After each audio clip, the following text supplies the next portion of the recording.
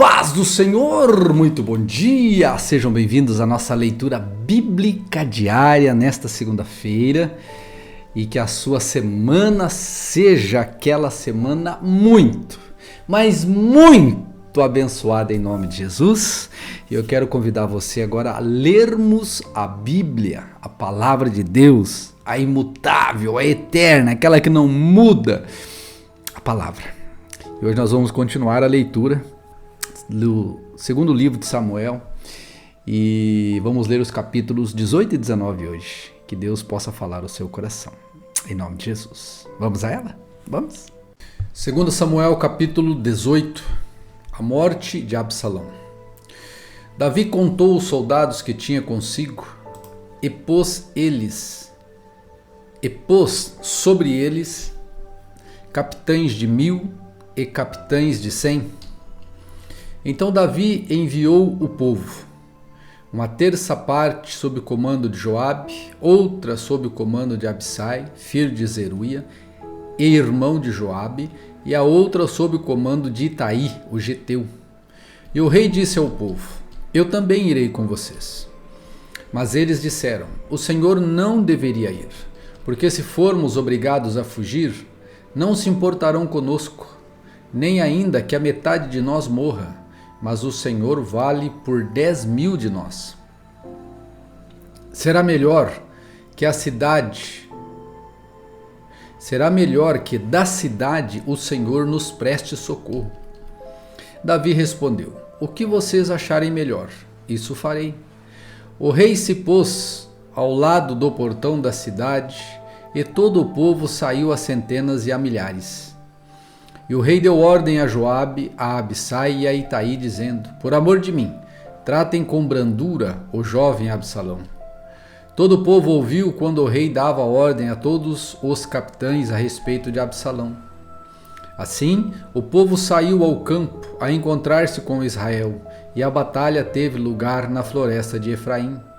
Ali o povo de Israel foi batido diante dos olhos de Davi, e naquele dia houve ali grande derrota, com perda de 20.000 homens. A batalha se estendeu por toda aquela região, e naquele dia a floresta consumiu mais gente do que a espada. Absalão, montado em sua mula, encontrou-se com os homens de Davi. Quando a mula passou debaixo dos ramos de um grande carvalho, a cabeça de Absalão ficou presa nos ramos. Ele ficou pendurado entre o céu e a terra, enquanto a mula que montava passou adiante. Um homem viu isso e foi dizer a Joabe: eu vi Absalão pendurado num carvalho. Então Joabe disse ao homem que lhe trazia notícia: o quê? Você o viu? E por que não o abateu ali mesmo, derrubando-o por terra? Eu teria dado a você 10 moedas de prata e um cinto.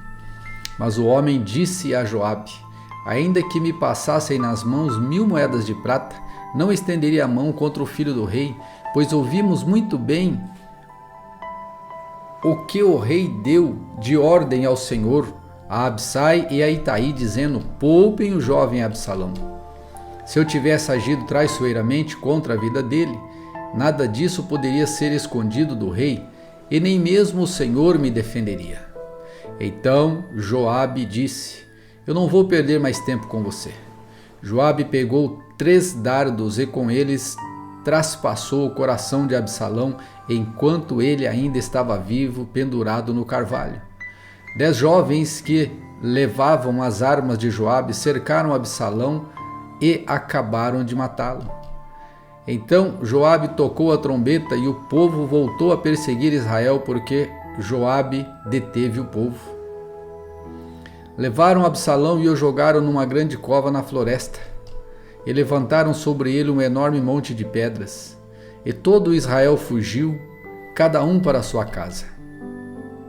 Ora, quando ainda vivia, Absalão tinha levantado para si uma coluna, que está no Vale do Rei, porque dizia: não tenho nenhum filho para conservar a memória do meu nome. E deu o seu próprio nome à coluna, que até hoje se chama Monumento de Absalão. Então Aimaas, filho de Zadok, disse a Joabe: deixe que eu vá correndo dar ao rei a notícia de que o Senhor já o livrou das mãos de seus inimigos. Mas Joabe lhe disse: hoje você não será o portador de boas notícias. Você poderá fazer isso outro dia, mas hoje não, porque está morto o filho do rei. Então Joabe disse ao etíope: vai e diga ao rei o que você viu. Ele inclinou-se diante de Joabe e saiu correndo. Porém Aimaas, filho de Zadok, tornou a falar com Joabe: aconteça o que acontecer, deixe-me também correr atrás do etíope. Joabe perguntou: por que você quer correr, meu filho? Você não terá recompensa pela notícia? Aimaas respondeu: aconteça o que acontecer, vou correr. Então Joabe lhe disse: corra. Aimaas correu pelo caminho da planície e passou o etíope. Davi estava sentado entre os dois portões da cidade.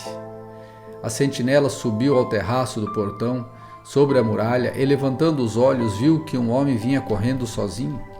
A sentinela gritou e avisou o rei. O rei disse: se vem sozinho, traz boas notícias. E vinha andando e chegando. Então a sentinela viu outro homem que corria e gritou para o porteiro: eis que vem outro homem correndo sozinho. Então o rei disse: também este traz boas notícias. A sentinela continuou: o jeito de correr do primeiro parece ser o jeito de correr de Aimaas, filho de Zadok. Então o rei disse: este homem é de bem e trará boas notícias. Aimaas gritou e disse ao rei: paz!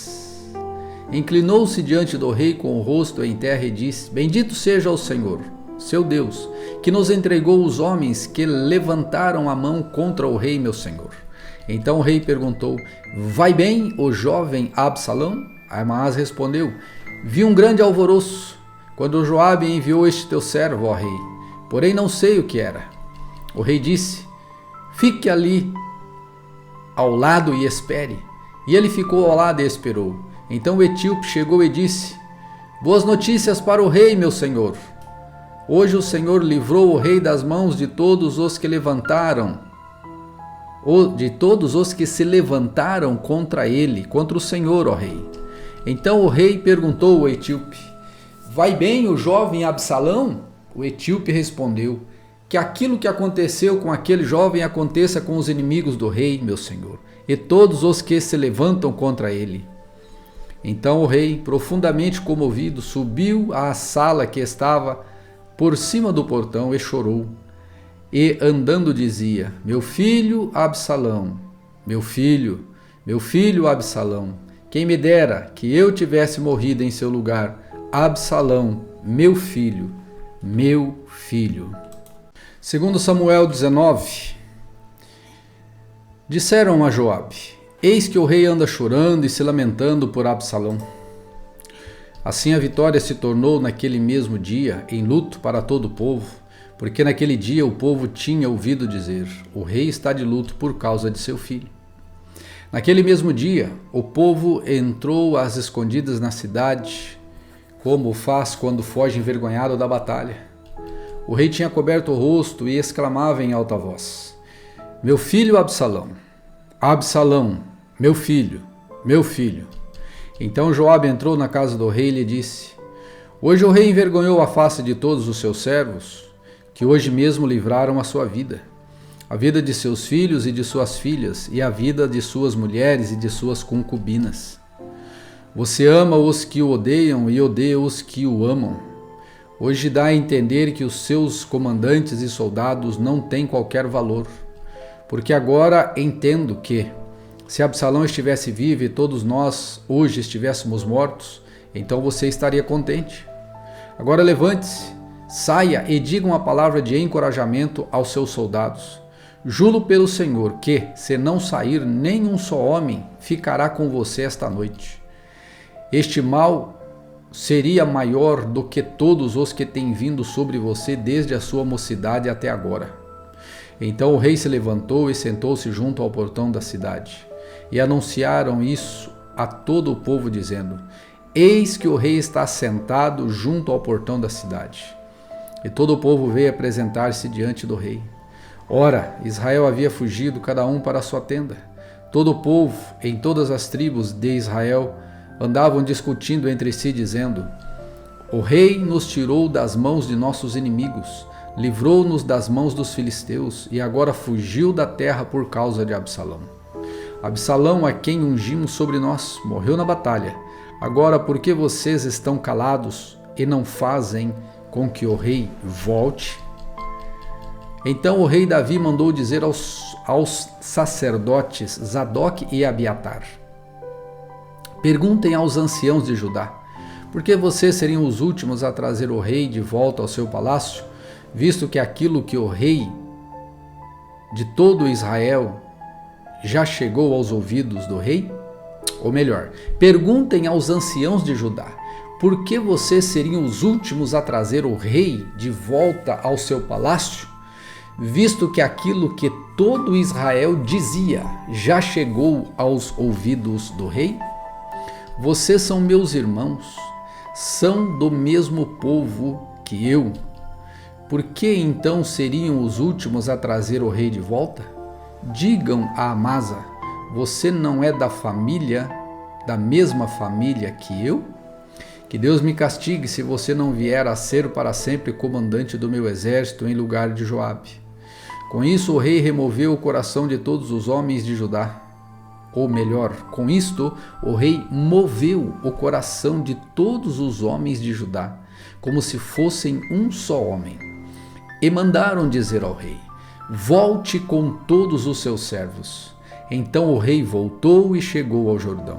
E os homens de Judá foram a Gilgal para encontrar-se com o rei, a fim de fazê-lo passar o Jordão. Simei, filho de Gera, benjamita, que era de Baurim, apressou-se e desceu com os homens de Judá a encontrar-se com o rei Davi. Com ele estavam 10.000 homens de Benjamim, bem como Ziba, servo da casa de Saul, acompanhado de seus 15 filhos e seus 20 servos. Entraram no Jordão à vista do rei e o atravessaram, para fazerem passar a casa real e para fazerem o que lhe era agradável. Então Simei, filho de Gera, prostrou-se diante do rei. Quando este ia passar ao Jordão, ele disse: Que meu senhor, o rei, não tenha-me por culpado, nem se lembre do mal que este seu servo cometeu no dia em que o rei, o meu senhor, saiu de Jerusalém. Que o rei não guarde isso em seu coração, porque esse seu servo sabe que pecou. Por isso, de toda a casa de José, sou hoje o primeiro que veio encontrar-se com o rei, meu senhor. Então Absai, filho de Zeruia, disse: Será que Simei não deveria morrer pelo que fez? Ele amaldiçoou o ungido do Senhor. Porém Davi disse: Que tenho eu a ver com vocês, filho de Zeruia? Querem agora se tornar meus adversários? Morreria alguém hoje em Israel? Será que não sei que hoje novamente sou rei de Israel? Então o rei disse a Simei: Você não será morto. E o rei jurou que seria assim. Também Mefibosete, neto de Saul, desceu a encontrar-se com o rei. Ele não tinha tratado dos pés, nem aparado a barba, nem lavado as roupas, desde o dia em que o rei tinha saído até o dia em que voltou em paz. Quando ele chegou de Jerusalém para encontrar-se com o rei, este lhe perguntou: Por que você não foi comigo, Mefibosete? Ele respondeu: Ó rei, meu senhor, o meu criado me enganou, porque este seu servo dizia: Vou mandar preparar um jumento e montarei nele para ir com o rei. Porém este teu servo é coxo. Além do mais, meu criado falsamente acusou este seu servo diante do rei, meu senhor. Porém, ó rei, meu senhor, é como um anjo. O senhor é como um anjo de Deus, que faça o que achar melhor. Porque toda a casa de meu pai era digna de morte diante do rei, meu senhor. Mas o rei pôs este seu servo entre os que sentam à sua mesa para comer. Que direito ainda tenho? Que mais posso pedir ao rei? Então o rei disse: Por que você ainda fala de seus negócios? Eu decido que você e Ziba repartam as terras. Mas Mefibosete disse ao rei: que ele fique com tudo, uma vez que o rei meu senhor já voltou em paz à sua casa. Também Barzilai, o gileadita, desceu de Rogelim e passou com o rei o Jordão para o acompanhar até o outro lado. Barzilai era bem velho, da idade de 80 anos. Ele havia sustentado o rei quando este estava em Manaim, porque era um homem muito rico.